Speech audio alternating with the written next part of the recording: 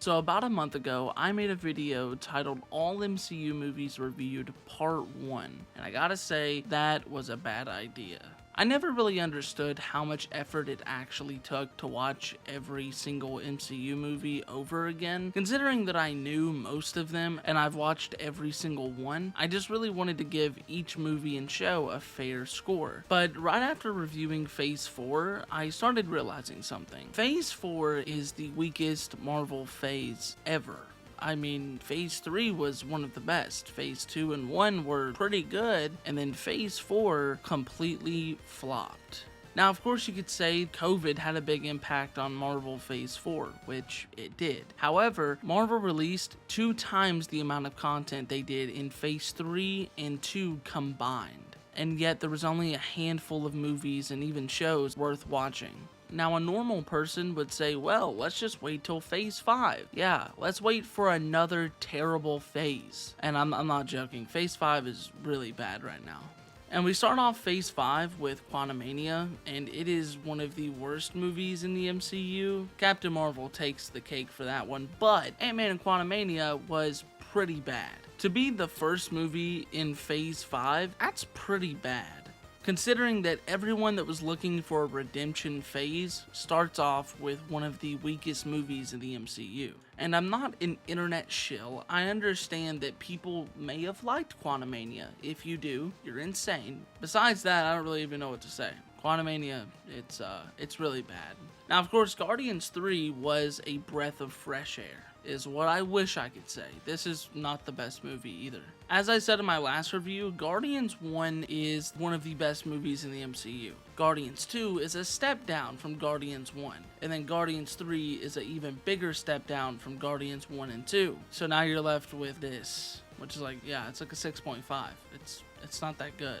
Now, I do think Guardians 3 is one of the better looking movies in the MCU, considering that Quantumania and even Wakanda Forever had some weird problems when it comes to color correction, lighting, and even in CGI and VFX. But we're going to talk about the CGI later. So far in Phase 4 and 5, almost every single movie is really predictable. And I'm not going to talk too much about Spider-Man No Way Home because I do have a big video coming out about Spider-Man, but No Way Home is really predictable too. Doesn't mean that it's not a good movie. A movie can be good even if it's predictable, but when you have movies like Ant-Man and the Wasp: Quantumania, Guardians 3, and even Thor: Love and Thunder, it does not make a movie good. It does not make these movies seem like that they are created by Marvel. They seem like they're being operated by a terrible company that's never produced a movie ever. They don't even know how to get their own franchise right. However, my biggest issue when it comes to the MCU is all of the good content, all of the new things that is going to bring people back to watching the MCU is 2 to 3 years away. Any of the Avengers movies that are going to be coming out is at least 2 to 3 years away. Anything that has to do with series is going to be really bad in the upcoming years besides Loki. I mean, no one wants to watch the Marvels because Captain Marvel was one of the worst movies I've ever watched. And then we think, let's get him another movie, even bigger, and bring back Brie Larson.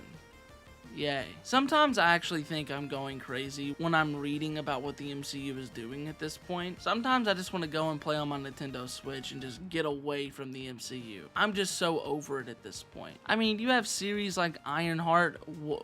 What? What even is that? Why do I want to watch that? No one wants to actually watch that. You have Agatha, Coven of Chaos. Also, does anyone actually know who Agatha is except hardcore comic book fans? Really?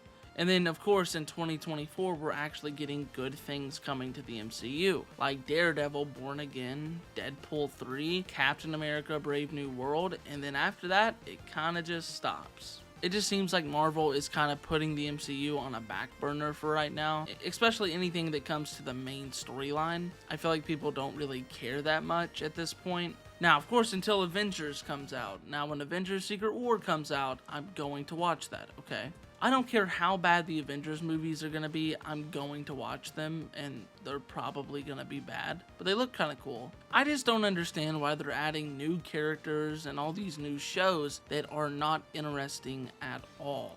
Like I said, no one wants to watch half of these shows that are coming out. No one likes Secret Invasion mainly because it's boring and it's not a good show. It's not something that's interesting. So I'd say for like the next year or so, the MCU is going to be behind a little bit and it's not going to be that good. But, you know, I don't control the movies. If I did, it would probably be really good. Okay, actually, I don't know. I probably shouldn't say that. Now, coming on to one of the biggest pet peeves of mine is companies exploiting CGI and VFX artists. The reason CGI and the VFX is not that good anymore, especially in the MCU, is because a lot of companies don't care. They just want to get content done and just putting it out and releasing it and releasing it. That's why in No Way Home, a lot of the CGI looked very weird. But there was also some moments where the VFX and CGI looked really good. I don't really understand what's the point of putting them in a time crunch and not giving them enough time. I'm sure it's to save up on costs and plenty of other things. So yeah, that's pretty much why I don't like the MCU. Am I going to watch every single movie? Yes. Except the Marvels. I'm not watching that shit. Okay, I might watch it if we get like 10 likes. Okay, I might.